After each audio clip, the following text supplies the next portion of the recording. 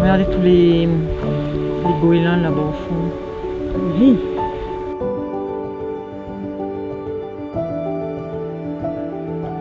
J'ai toujours vécu à la campagne, dans un milieu rural, dans un milieu où j'étais souvent dehors. Donc je suis rentrée ici en 1996.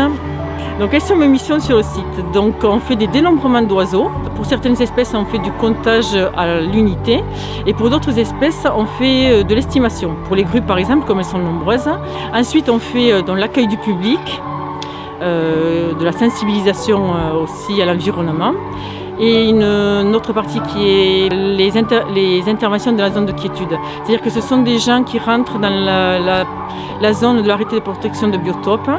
Et lorsqu'ils s'avancent, en fait, ils rentrent dans la zone des oiseaux, il y a du dérangement.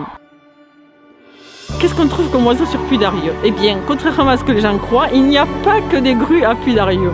Mais si on s'intéresse et si on se pose un peu autour du lac, on voit qu'il y a des oies cendrées qui sont très rigolotes aussi à regarder. Il y a des courlis cendrés, des vanneaux huppés. Qu'est-ce qu'on peut voir encore? Plein d'espèces de canards. La nature, c'est quelque chose qui me plaît, je me sens bien dans la nature. Il y a tous les jours quelque chose à observer, toujours quelque chose de nouveau. L'autre côté qui est très intéressant, c'est le côté relationnel que l'on a avec les gens qui viennent sur le site, avec les riverains du site, avec tous les acteurs du site. Je n'ai pas un cadre horaire défini.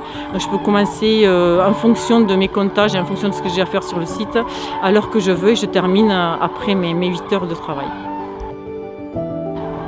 Alors pour moi, c'est un métier passion.